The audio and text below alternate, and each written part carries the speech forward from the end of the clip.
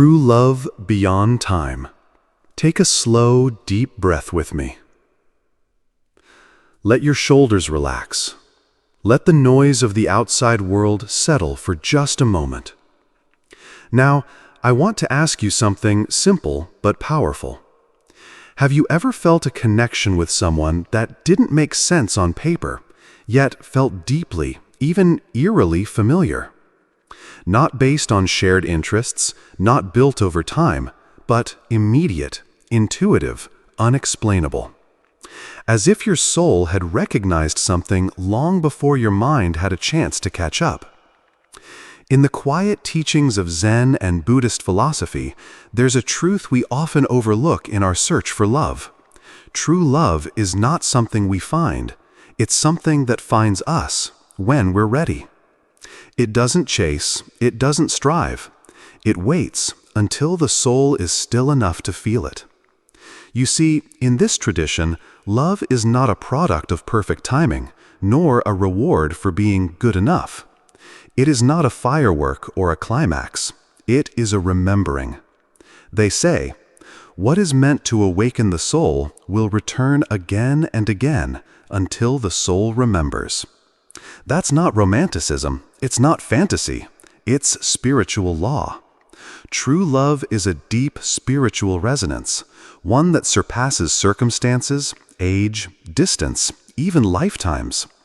It doesn't depend on what the eyes see or the ears hear, but on a deeper vibration between two beings who once walked as one. Have you ever had a moment where time seemed to pause around another person? The world faded, the noise stopped.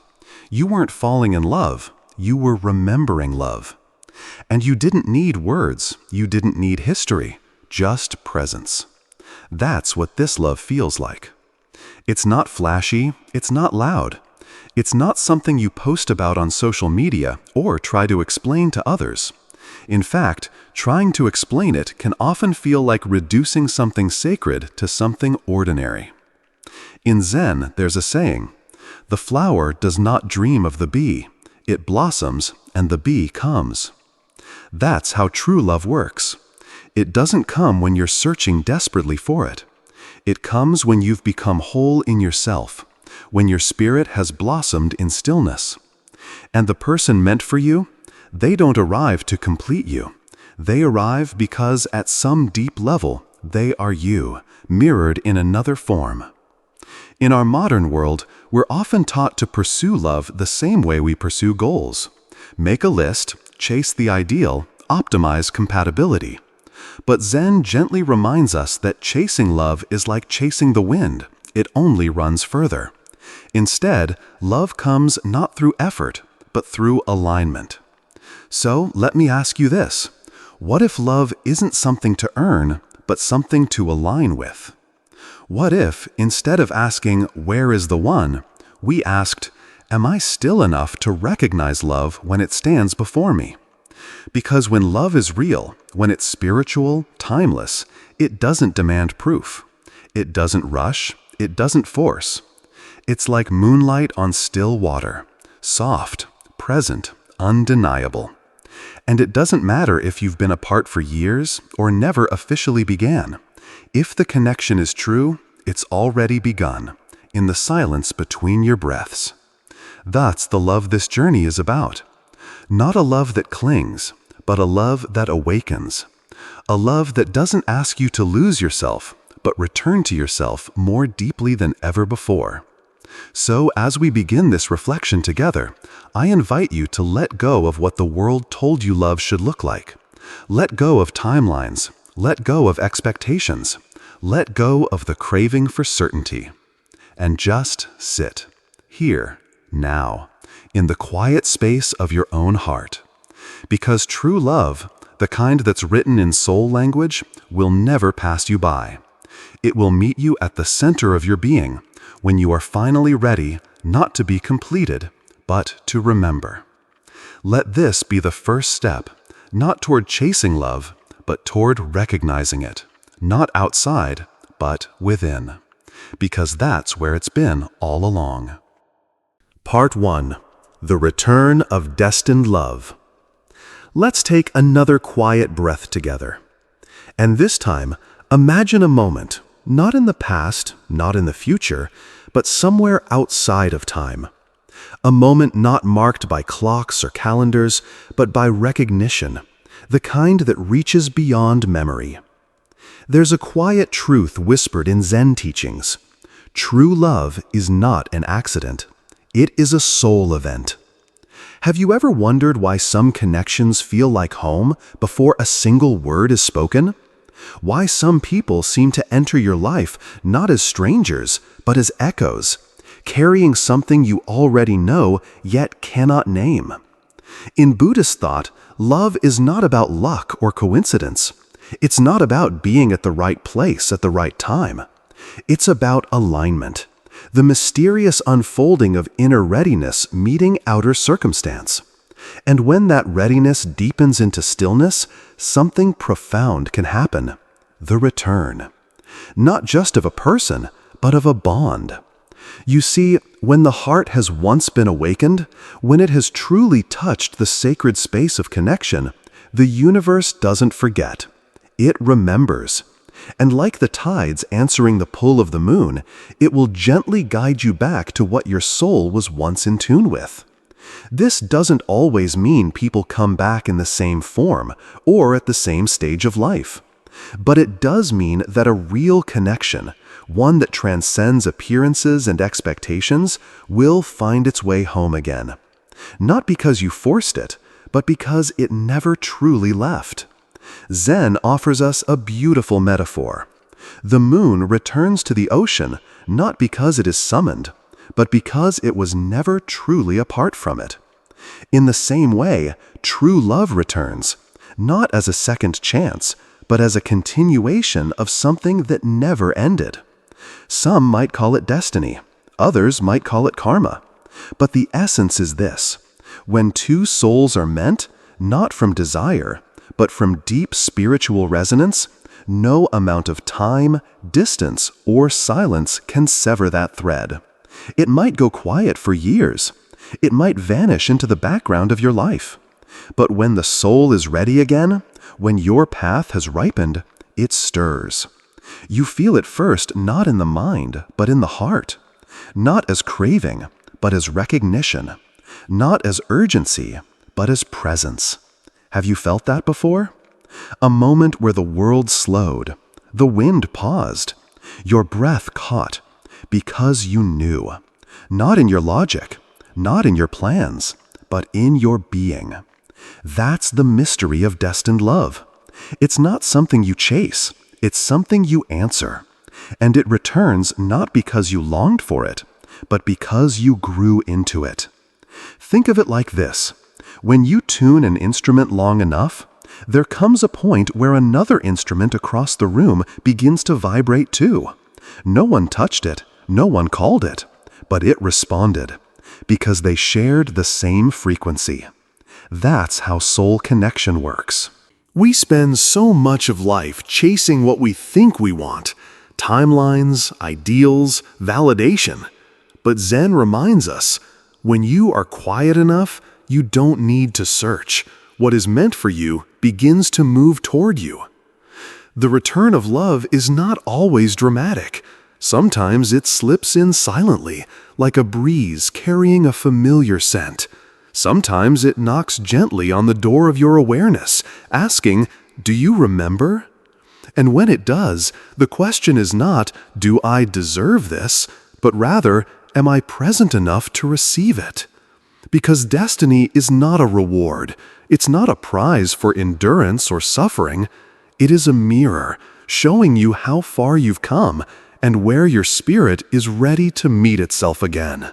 So if you're listening to this now, and there's someone you've never truly been able to forget, someone whose presence felt like truth, perhaps it's not about holding on, but about holding still.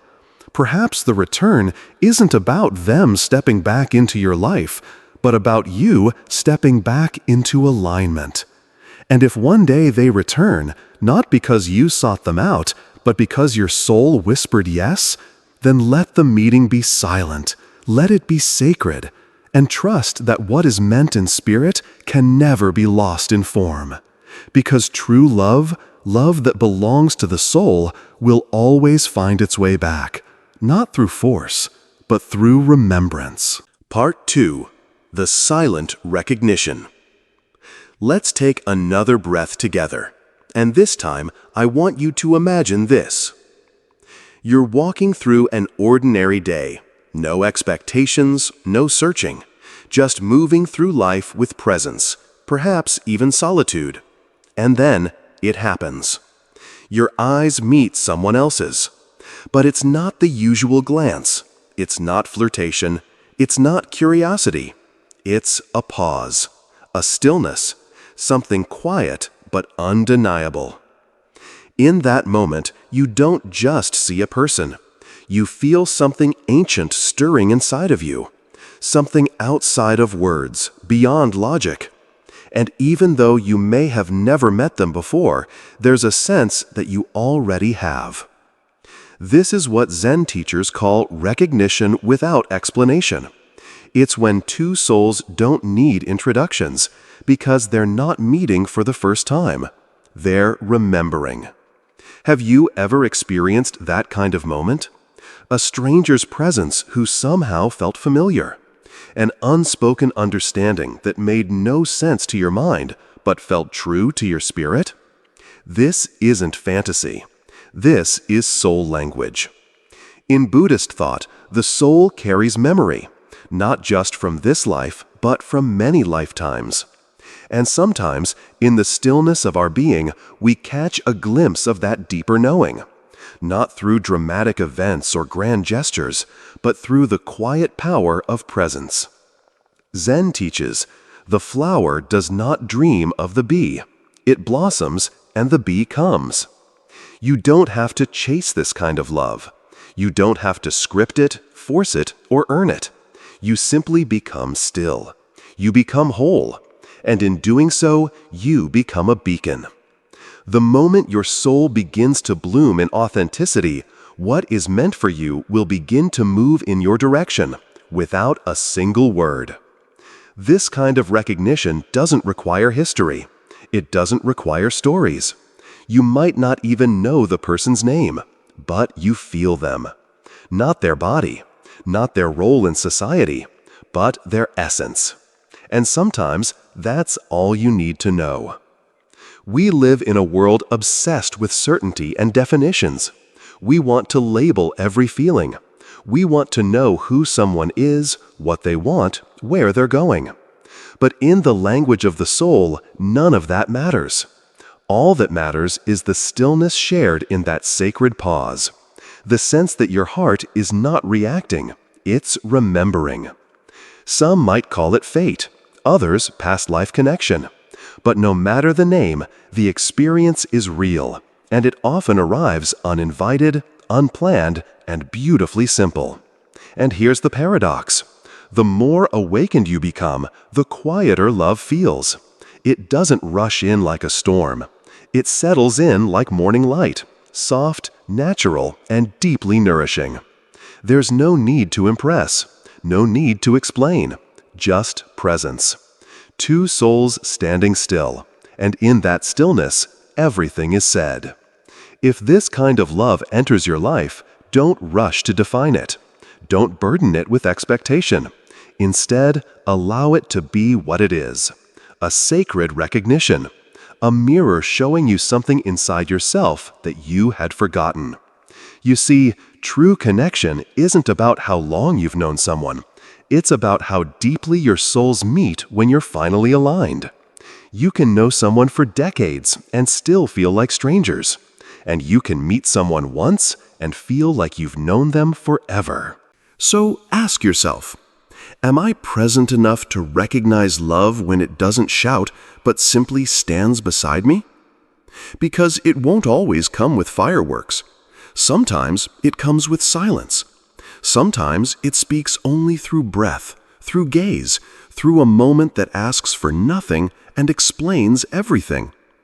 This is the mystery of the silent recognition, and it only happens when the noise inside you quiets down enough to hear it. When two souls meet like this, there's no need to hold on, no need to prove. You don't fall in love, you return to love. You don't claim it, you bow to it. So next time you feel something stir quietly inside you at the sight of someone, pause. Don't rush to speak. Just breathe. And ask yourself, is this a meeting or a remembering? Because when it's true, when it's sacred, when it's soul deep, you'll know. Not because someone told you, but because something inside you stood still. Part 3. When silence becomes love. Take a deep breath and let it out gently. Now imagine this. You're sitting with someone. There's no rush, no need to talk, no pressure to entertain, to explain, or to impress. You're simply there. And somehow that presence, unspoken, unstructured, is more intimate than any conversation you've ever had. This is what it feels like when love evolves, when it no longer clings, when it no longer needs to prove itself, when love becomes silence, not empty silence, but sacred silence. In Zen practice, silence is not the absence of communication. It is the language of depth. It speaks not in words, but in breath, not in stories, but in stillness. Have you ever been with someone and realized that even the quiet between you was rich, alive, full of meaning? No awkwardness, no urge to fill the space. Just mutual presence, mutual peace.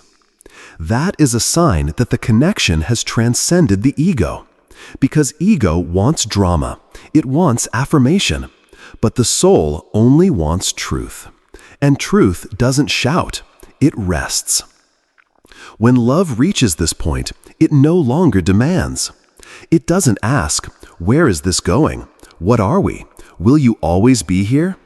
Instead, it simply says, I am with you now, and that is enough.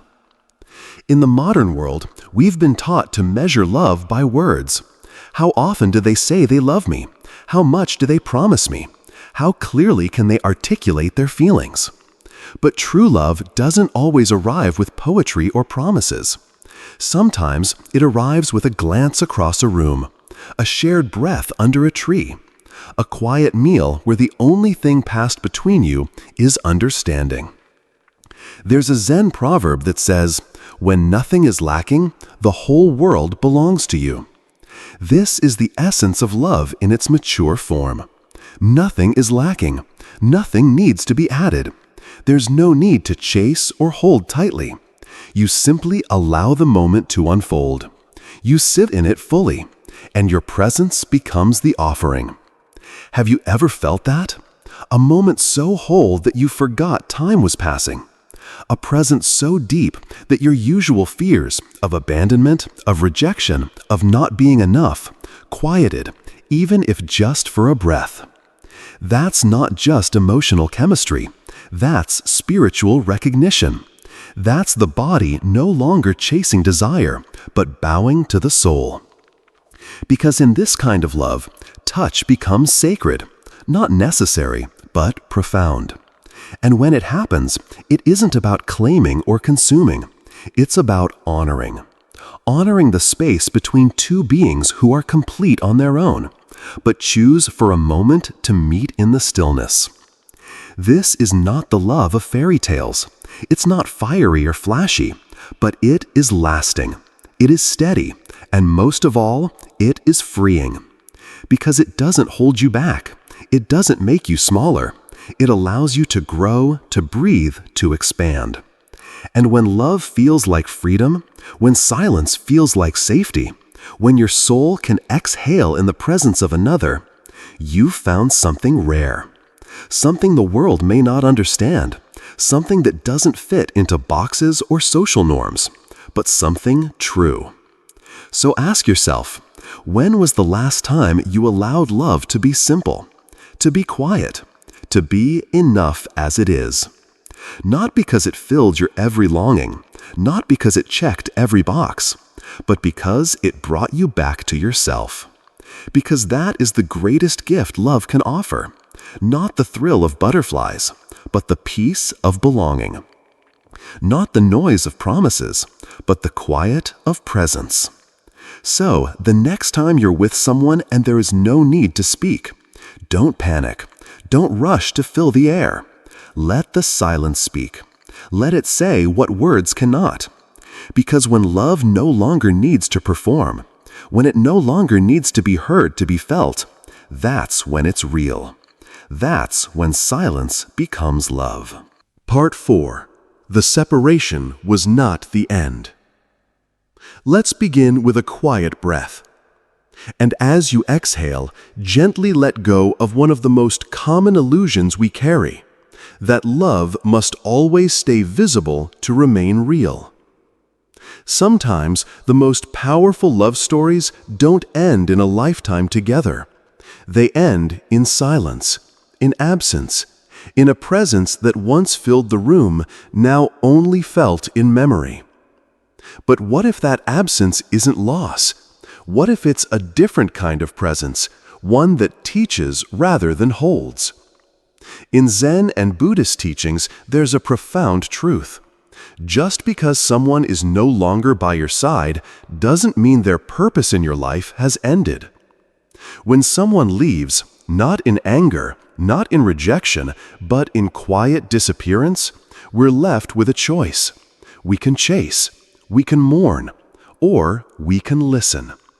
Because absence, when embraced, becomes a teacher, not the kind that speaks in words, but in echoes, not in noise, but in subtle remembrance.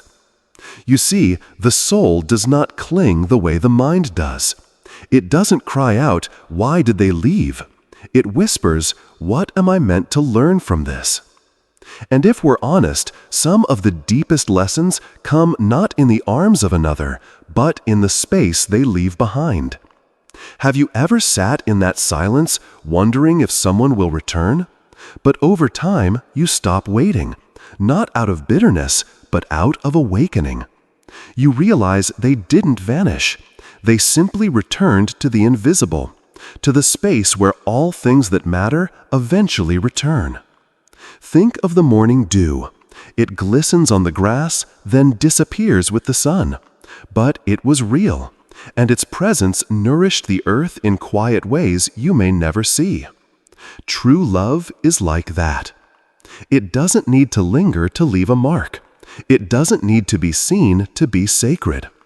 Sometimes love is complete not because it lasted forever, but because it delivered exactly what your soul needed at that time. Let that land for a moment. What if the person you miss didn't leave you?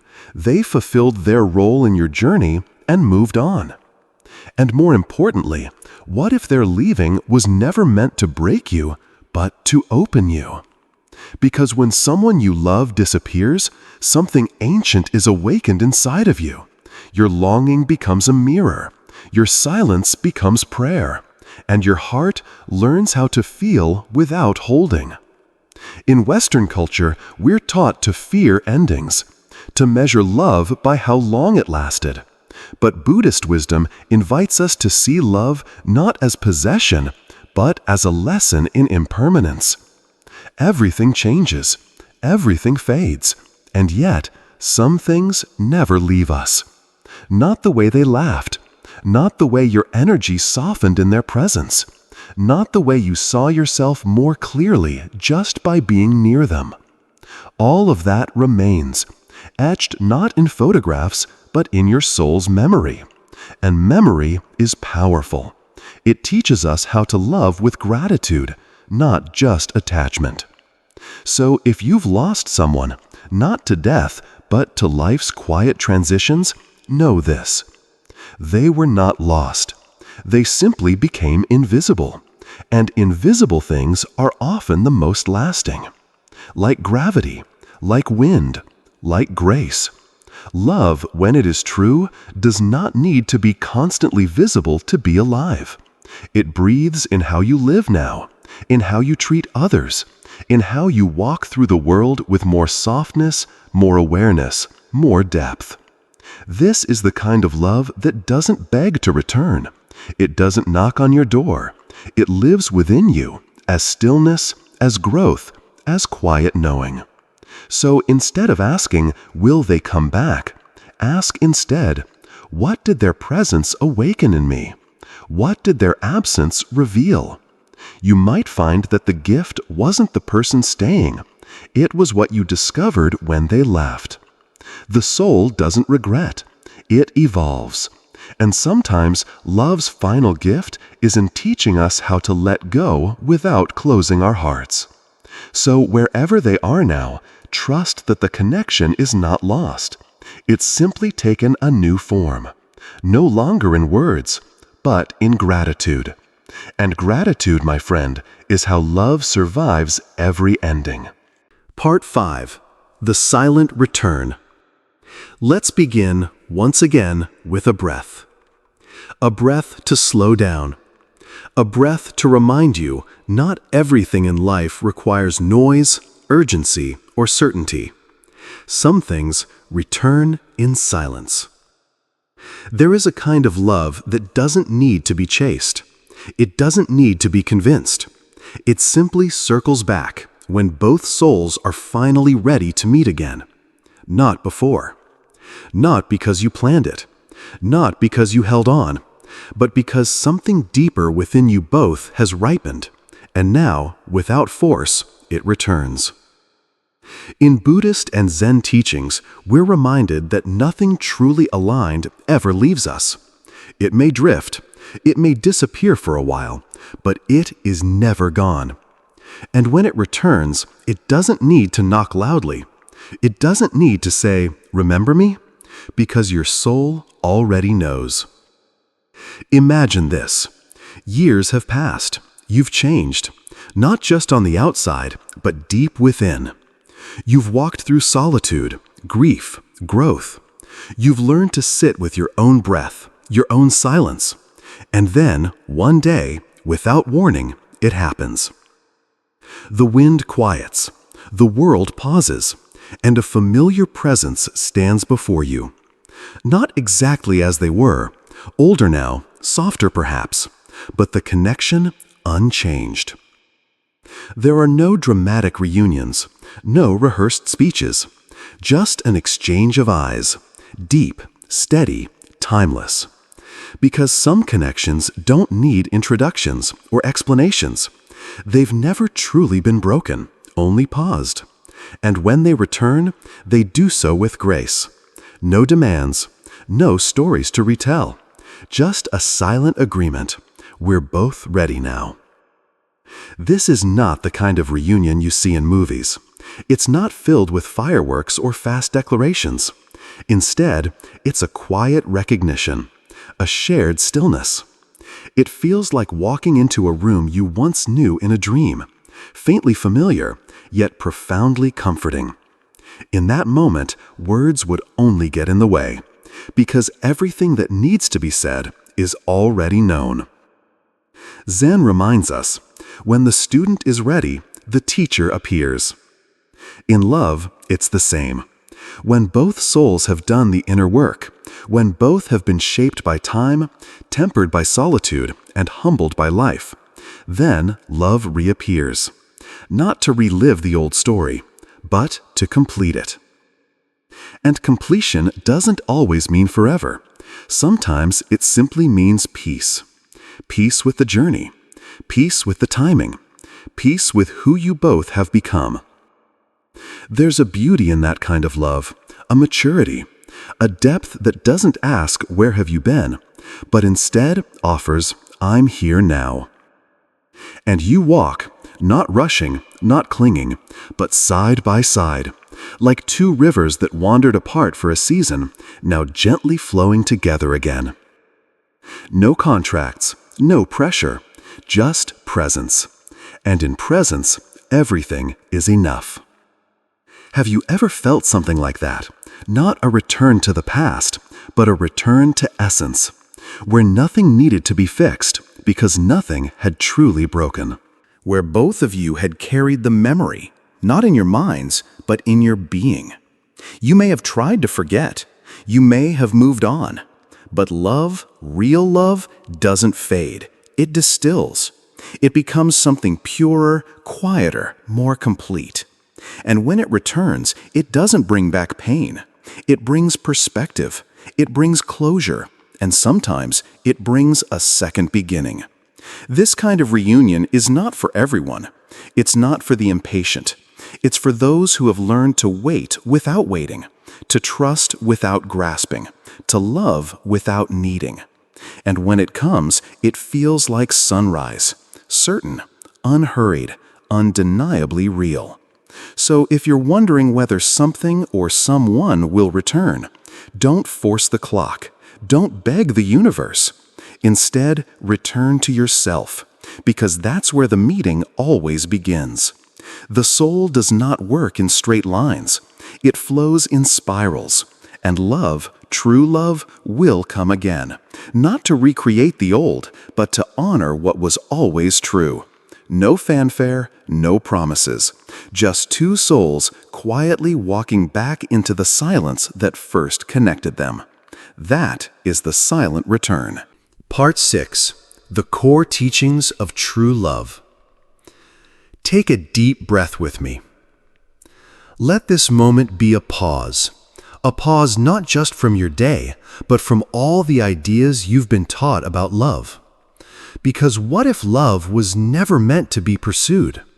What if love, true love, isn't something you find, but something you become? In this final part of our journey, we step into the core teachings, those quiet truths that live beneath the surface of every sacred connection. The kind of love that doesn't break you apart, but brings you home to yourself. The kind that aligns not with fantasy, but with Dharma, the deeper truth of the path. 1. True love aligns with Dharma, not desire. In Buddhism, Dharma is the natural law of the universe. It's not just about right or wrong, it's about what brings us into harmony with life itself. When love aligns with Dharma, it becomes a force of awakening, not attachment. This kind of love doesn't try to possess. It doesn't say, "You are mine." Instead, it quietly asks, "Who am I becoming in your presence?" It's not about clinging to another person. It's about reflecting back to each other the parts of ourselves still longing to be seen, healed, and known. That's the paradox. The deeper the love, the less you try to own it. Because when love is real, it doesn't bind, it sets you free. 2. Form is impermanent, but connection is eternal. Everything in this physical world is constantly changing. Bodies age, emotions rise and fall, people come and go. But real connection, soul connection, doesn't vanish with time. It just changes form. Sometimes the person you love may leave your life, and yet their presence lingers, not as pain, but as a seed. Because true love doesn't scar, it plants. It plants lessons, strength, compassion. And in the silence of separation, it teaches you how to love beyond presence. So even when they're gone, you don't lose what mattered. You carry it forward. 3. When you're truly ready, love returns in a higher form. You don't have to chase love. You don't have to search endlessly. In fact, the more you chase it, the more it runs. But the moment you become still, when your heart clears and your spirit matures, what is meant for you finds you. Not because you demanded it, but because you aligned with it. This kind of return isn't about getting back the old version of someone. It's about re-meeting, re-recognizing at a higher level. Because you've both grown. Because this time, you're not showing up from craving, you're showing up from clarity. 4. Not all love stays, but every love teaches. Some connections are short-lived. Some leave before you're ready. And yes, that hurts. But length doesn't equal value. A love that lasted 10 days and woke you up to your worth is more powerful than a love that lasted 10 years but left you numb and lost. Every meeting, no matter how brief, is a mirror. Some show you your wounds. Some help you heal. Some come to guide. Some come to test. But none are wasted. None are failures. Because love in every form is a spiritual teacher. 5. Destiny is not a schedule, it's a frequency. So often we ask, why didn't it work out? But maybe the answer isn't that it wasn't meant to be. Maybe the timing wasn't sacred yet. You can meet the right person at the wrong time because your heart wasn't ready, because your mind was loud, because fear still led the way. Destiny isn't about hitting a calendar mark, it's about resonance. And when your soul is calm, centered, and empty of noise, that's when destiny starts to move. Zen says, "A cup must be empty to be filled." When you quiet your expectations, when you open instead of grasping, that's when what is meant for you gently finds its way. 6. The goal of love isn't fusion, it's freedom. Western culture often tells us that the height of love is becoming one. But in Buddhism, the highest form of love is not merging, it's liberation. Not losing yourself in another, but blooming fully beside them. The right person doesn't consume you. They don't eclipse your light. They invite you to shine more brightly. And if love ever makes you shrink, obsess, or abandon yourself, that's not love. That's attachment. Real love makes you more you. It allows space for both presence and pause, for union and for growth. You don't dissolve into them. You expand because of them. 7. Stillness is the magnet for all that is meant for you. The world says hustle, chase, manifest. Zen says be still. Because when you are deeply rooted in your own essence, when your energy is steady and sincere, what is meant for you begins to move. Not because you forced it, but because stillness is magnetic. You don't have to convince love. You don't have to call it in with desperation. Just become the music and trust that destiny knows the rhythm. The right soul will feel it, and without needing words, they will arrive. Not to complete the song, but to dance beside you in it. Final reflection. So, let's ask ourselves, what if you stopped asking for love to come and started asking how you can become love itself? What if, instead of craving someone else's presence, you turned inward and became a space of peace, of clarity, of knowing? Because love is not out there. Love is what remains when fear is gone. Love is what flows when you're not trying to control the outcome. The deepest love, the kind that awakens you, frees you, and returns you to your path, is not dramatic. It's not loud. It is still. It is patient. It is present. And when you are finally ready to receive it, not with need, but with grace, you'll know. Because it won't ask for anything except your presence. And in that moment, the soul will whisper, "Yes, this is what I've been waiting for." True love is the journey back to yourself. Take a slow, final breath with me. Let it fill your lungs. Let it soften your shoulders. And as you exhale, release any last idea that love is something you have to chase. Because here's the quiet truth. True love is not the finish line. It's not the prize at the end of healing. It's not the moment when everything finally makes sense. True love is the path. It's the unfolding, the returning, the deep remembering of who you are when all expectations fall away. Throughout this journey, we've explored love through a different lens, not as drama, not as fantasy, but as something ancient, something still, something sacred. And now, as we reach the final chapter, I want to offer you this. Love is not something you earn. It is something you recognize when the noise inside you quiets enough to hear it. There's a Zen teaching that says, when the mind is still, the flower of destiny blooms. That flower is not forced. It's not grown by effort or control. It appears when you are ready, when your heart becomes spacious and your spirit becomes soft. So many of us spend years wondering, where is the one? But maybe the more powerful question is, am I present enough to receive what is already on its way? Because destiny doesn't respond to begging, it responds to readiness. And readiness looks a lot like surrender. Not giving up, but letting go of the chase, letting go of the timelines, letting go of the fear that love will pass you by unless you're doing more, proving more, trying harder.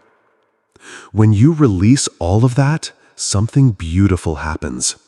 You stop waiting for love and start walking with it.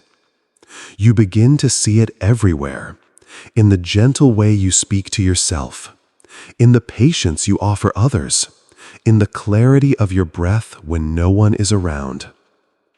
Because true love doesn't always come wrapped in a person. Sometimes it comes in the form of inner peace. Sometimes it's not about finding someone, but finally not losing yourself. And yet, here's the mystery. When you return to yourself fully, that's often when love returns too. Not because you forced it, but because you aligned with it. And when it returns, it doesn't ask for guarantees. It doesn't come with pressure. It simply says, I know you. I've always known you. Let's walk, gently, slowly, truthfully, from here. And in that walk, there are no destinations. There is only presence. There is only unfolding. There is only love, free from possession, free from fear, and free from time. Because yes, when it is real, no distance can stop it. No time can dull it. Not even death can unweave it. So, if you've loved and lost, if you're still waiting, if you've ever felt that kind of soul-deep connection, know this. It didn't disappear. It didn't fail. It simply planted a seed. And when your soul becomes still enough, when you finally stop asking when and start breathing now, you might just feel it blooming again. Right where you are, right within you, right on time. Thank you for walking this path with me. Until next time, breathe gently, walk slowly, and trust that what is meant for you is already finding its way.